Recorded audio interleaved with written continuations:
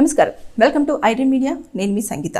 ఈ మధ్య కాలంలో కొంతమంది ఏం చేస్తున్నారంటే పెద్దల సమక్షంలో విడాకుల కోసం అని చెప్పేసి ఒప్పందంగా చాలా వరకు క్లియర్ చేసుకుంటున్నారు. అంటే కొన్ని రోజుల పాటు వాళ్ళకు మధ్యలో వారి యొక్క కాపురం మధ్యలో మిస్అండర్స్టాండింగ్స్, గొడవలు, తర్వాత తల్లిదండ్రులు ఇన్వాల్వ్ అవ్వడము, తర్వాత అత్తయ్య వాళ్ళు ఇన్వాల్వ్ అవ్వడము, తర్వాత పెద్ద మనుషులు ఇన్వాల్వ్ అవ్వడము, ఇదంతా అయిపోయిన తర్వాత ఇక వీళ్ళిద్దరు కలిసి ఉండలేరు అని చెప్పేసి అనుకొని ఇంకా పిల్లల విషయం కానివ్వండి, వారికి ఇచ్చిపుచ్చుకోవడాలు కానివ్వండి, ఇవన్నీ కూడా వారి యొక్క సమక్షంలో అంటే వాళ్ళ పెద్దలు ఎవరైతే పిలుస్తారో, పెళ్ళి ఎవరైతే చేస్తారో వారి సమక్షంలో కూర్చొని అగ్రిమెంట్ చేసుకుంటారు. చేసుకునేటప్పుడు ఏం చేస్తున్నారంటే ఏదో నోటి మాటగా మీరు ఎంత ఇచ్చారు పెళ్లి సమయంలో, వీరికి ఎంత ఇవ్వాలనుకుంటున్నారు, మరి వీళ్ళు ఇంత అయితే కావాలనుకుంటున్నారు అని చెప్పేసి ఒక ఫిగర్ చెప్పేసి అంతా ఓకే చేసేసుకుంటున్నారు. వారు బయట దాన్ని ఇచ్చేసుకుంటున్నారు. తర్వాత అడ్వకేట్ దగ్గరకు వచ్చేసి మేము ఇద్దరం విడాకులు తీసుకోవాలనుకుంటున్నాము అని చెప్పేసి అడ్వకేట్కి సగం సగం ఇన్ఫర్మేషన్ ఇవ్వడం, ఫుల్ ఇన్ఫర్మేషన్ ఇవ్వట్లేదు. ఇవ్వకపోవడం వల్ల అడ్వకేట్ ఏం చేస్తున్నారు, వారు ఒక డాక్యుమెంట్ ప్రిపేర్ చేసినప్పుడు మ్యూచువల్గానే కదా అని చెప్పేసి వాళ్ళు కొన్ని పెడుతున్నారు. తర్వాత మీరు ఈ అమ్మాయికి ఇవ్వాల్సినవన్నీ ఇచ్చేయడం జరిగిందా అని చెప్పేసి అన్న తర్వాత ఇచ్చేసామండి, అంత అయిపోయింది, ఎవ్రీథింగ్ ఇస్ డన్ అంటే ఓకేనా అంటే ఓకే అంటున్నారు. అక్కడి వరకు ఓకే అంటున్నారు. తర్వాత ఎప్పుడైతే కోర్టులోకి కేసు వస్తుందో ఆ సమయంలో అమ్మ మరి నీకు ఇక్కడ నుంచి వెళ్ళి మొత్తం పూర్తి స్థాయిలో ఏమేమి రావాలో, ఏమేమి క్లియర్ అవ్వాలో అన్నీ అయ్యాయా అంటే లేదండి, నాకు ఇంకా కొన్ని ఇవ్వాల్సింది ఉంది కానీ తర్వాత ఇస్తానని చెప్పారు. మరి విడాకుల వరకు వచ్చింది కాబట్టి మరి ఇప్పటి వరకు అయితే నాకు అది అందలేదు అని చెప్పేసి వారు అక్కడ స్టేట్మెంట్ ఇవ్వడంతో అదేమవుతుంది, మళ్ళీ వెనక్కి వెళ్ళిపోవాల్సి వస్తుంది, కేసు మళ్ళీ ఇంకా డ్రాగ్ అవుతూ ఉంటుంది. కాబట్టి ఎప్పుడైనా సరే ఎలా రాసుకోవాలి అంటే పెద్దల సమక్షంలో కూర్చొని మీరు కనుక ఒప్పందం చేసుకున్న తర్వాత విడాకులకు మ్యూచువల్గా వచ్చినా సరే మీరు ముందుగానే ఏమేమి మాట్లాడుకున్నారు, ఎంత అమౌంట్కి ఒక వన్ టైం సెటిల్మెంట్ అనేది చేసుకోవడం జరిగింది, ఇక పూర్తి స్థాయిలో కలిసి ఉండొద్దు అని చెప్పేసి అనుకున్నప్పుడు మీరు ఒకరిపైన ఒకరు కూడా కేసు జరుగుతున్నప్పుడైనా లేదు అనుకుంటే కేసుకు ముందైనా సరే ఖచ్చితంగా ఫైల్ చేయడానికి అంటే విడాకులు కోర్టుకు వచ్చే ముందైనా కేసులు ఫైల్ చేయడానికి లేదు అనేది కూడా అందులో మెన్షన్ చేసుకోవాల్సి ఉంటుంది. ఇది ఎవ్వరూ కూడా పాటించకుండా పెద్దలు మాట్లాడారు, మాకు తెలియదండి, మా పెద్దలే మాట్లాడారు అంటే పెద్దలు కాపురాలు చేయలేదు. కాబట్టి మీరు ఎప్పుడైనా సరే ఒక భర్త భార్య విషయంలో క్లారిటీ లేకపోవడం వల్ల కోర్టులో కేసులు మ్యూచువల్గా పెద్దల సమక్షంలో ఒక ఒప్పందానికి వచ్చినవి కూడా ఇంకా పెండింగ్లో ఉన్న కేసులు చాలా వరకు ఉన్నాయి.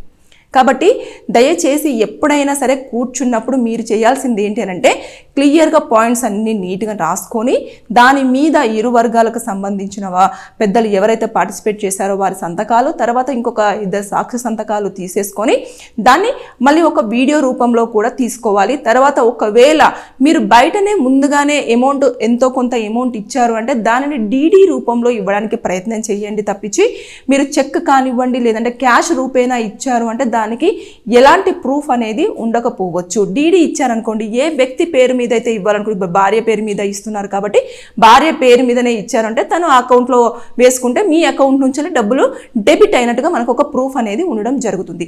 కాబట్టి అలాంటివి కొన్ని పాటించకపోవడం వల్ల చాలా అవస్థలు ఎదుర్కొంటారు. నేను ఇప్పుడు ఈ కేసు ఎందుకు మీకు అంటే ఈ యొక్క విషయాన్ని మీకు ఎందుకు ఇన్ఫర్మేషన్ ఇస్తున్నాను అంటే రీసెంట్గా కోర్టులో ఒక కేసు అనేది వాళ్ళు తీసుకున్నది మ్యూచువల్ డివోర్స్కే రావడం జరిగింది. కానీ 6 monthsలో పూర్తి అయిపోవాల్సింది, కానీ వాళ్ళు 2 years నుంచి తిరుగుతున్నారు. రీజన్ ఏంటంటే ఆ అమ్మాయి అంతా బయట ఓకే సెటిల్మెంట్ అంతా డన్ అన్నది అంతా ఓకే అనుకున్నారు, అంతా అయిపోయింది. దాని తర్వాత నెక్స్ట్ ఇప్పుడు ఏంటంటే నాకు ఇంత ఇవ్వలేదు అని చెప్పేసి అంటే అతనేమో నేను ఇచ్చాను అని చెప్పేసి ఈ ఆర్గ్యుమెంట్స్ అన్ని కంటిన్యూ అవుతున్నాయి.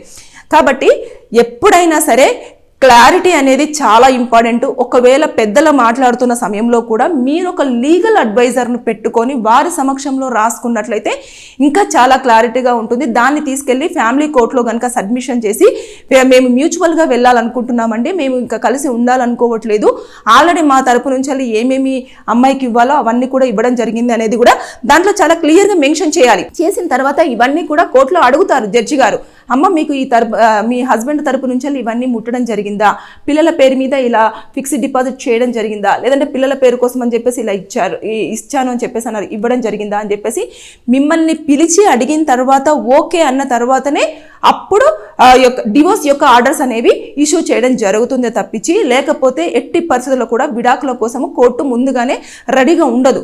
కాబట్టి ఎప్పుడైనా సరే కొన్ని మిస్టేక్స్ వల్ల మీ యొక్క టైం అంతా వృధా, తర్వాత మానసిక ఒత్తిడి, తర్వాత వీళ్ళేంటి ఇంత బయట ఒప్పుకున్నారు కదా, అంతా ఓకే అయిపోయింది కదా, పెద్దలు కూడా మాట్లాడారు కదా, అయినా సరే కోర్టులో ఇన్ని రోజుల పాటు ఎందుకు కేసు అనేది కంటిన్యూ అవుతుంది అని చెప్పేసి చాలా మంది అక్కడ మాట్లాడుకుంటూ ఉంటారు. ఇదే కారణాలు కాబట్టి ఈ యొక్క పాయింట్స్ ఏవైతే చెప్పానో అవి ఎట్టి పరిస్థితుల్లో ఎవరైనా విడాకుల కోసం వెళ్ళాలి, మ్యూచువల్గా డివోర్స్ తీసుకోవాలని పెద్దల సమక్షంలో మాట్లాడుకుంటున్న వాళ్ళు ఎవరైనా ఈ వీడియో కనుక చూసినట్లయితే ఈ యొక్క పాయింట్స్ ఏవైతే ఉన్నాయో అవి పాటించేసి దాని ప్రకారంగా కోర్టుకు వెళ్ళినట్లయితే మీకు వితిన్ 3 to 6 monthsలోనే ఖచ్చితంగా విడాకులు రావడానికి స్కోప్ ఉంటుంది. లేని పక్షంలో అక్కడికి వెళ్ళిన తర్వాత మాటలు అనేవి మారిపోతూ ఉంటాయి. అంటే అక్కడ ఒక ప్రూఫ్ లేదనుకోండి, ఖచ్చితంగా మార్చేసి ఎవరో ఒకరు వారి యొక్క మైండ్ని చేంజ్ చేయడం కానివ్వండి, ఎందుకు అతను అంత పెద్ద జాబ్ చేస్తున్నాడు కదా, మీరు ఇంకెక్కువ అడగొచ్చు కదా, పిల్లలు ఉన్నారు కదా, ఇంకా ఎక్కువ అడగాల్సింది, పిల్లల పేరు మీద ఇలా చేయాల్సింది అలా చేయాల్సింది అని చెప్పేసి మైండ్ని డైవర్ట్ చేయడానికి చాలా స్కోప్స్ ఉండే ఛాన్స్ ఉంది. కాబట్టి మీరు దయచేసి ఎప్పుడైనా సరే ఒకదాన్ని క్లియర్గా మెన్షన్ చేసుకొని దానిని ఫినిష్ చేసుకోవడానికి ట్రై చేయండి తప్పించి దాన్ని కాంప్లికేట్ చేసుకోవడానికి మాత్రం మీరు ఇవన్నీ పాటించకపోతే ఖచ్చితంగా అయ్యే అవకాశం ఉంది. కాబట్టి దయచేసి ఈ వీడియోలో మాత్రం నేను చెప్పిన పాయింట్స్ అన్ని పాటించేసి మ్యూచువల్గా ఎవరైతే పెద్దల సమక్షంలో డివోర్స్ ఒక అగ్రిమెంట్ని రాసుకొని కోర్టుకు వెళ్ళి విడాకులు తీసుకోవాలనుకునే వారికి ఈ వీడియో యూజ్ అవుతుందని చెప్పేసి నేను అనుకుంటున్నాను. Thank you. And for more videos, please subscribe to iDream. Please subscribe to iDream. Please subscribe iDream. And please subscribe to iDream. For more videos, subscribe to iDream. please like, share and subscribe to the channel. Congratulations, iDream. Subscribe to iDream. Subscribe to iDream. So subscribe to iDream Media. iDream की iDream team अंदर की huge congratulations. Please subscribe iDream Media. Please subscribe to iDream. Subscribe iDream. Please subscribe to iDream. iDream అంటే నా కళల ఛానల్ను subscribe చేసుకున్న నోరు తిరుగుతలేదు, మీరైతే గంట గుర్తు కొట్టండి. For more such videos, please subscribe to iDream. Subscribe to iDream. Please subscribe to iDream. Please subscribe iDream Media. Please do subscribe to iDream. Please subscribe to iDream Media. For best entertainment and information, please subscribe iDream. And don't forget to subscribe to iDream. Please subscribe to iDream. Please subscribe iDream. And please subscribe to iDream. For more videos, subscribe to iDream. Please like, share and subscribe to the channel. Congratulations, iDream. Subscribe to iDream. Subscribe to iDream. So subscribe to iDream Media. iDream की iDream team अंदर की huge congratulations. Please subscribe iDream Media. Please subscribe to iDream. Subscribe iDream. Please subscribe to iDream. iDream అంటే నా కళల ఛానల్ను subscribe చేసుకున్న నోరు తిరుగుతలేదు, మీరైతే గంట గుర్తు కొట్టండి. For more such videos, please subscribe to iDream. Subscribe to iDream. Please subscribe to iDream. Please subscribe iDream Media. Please do subscribe to iDream. Please subscribe to iDream Media. For best entertainment and information, please subscribe iDream. And don't forget to subscribe to iDream.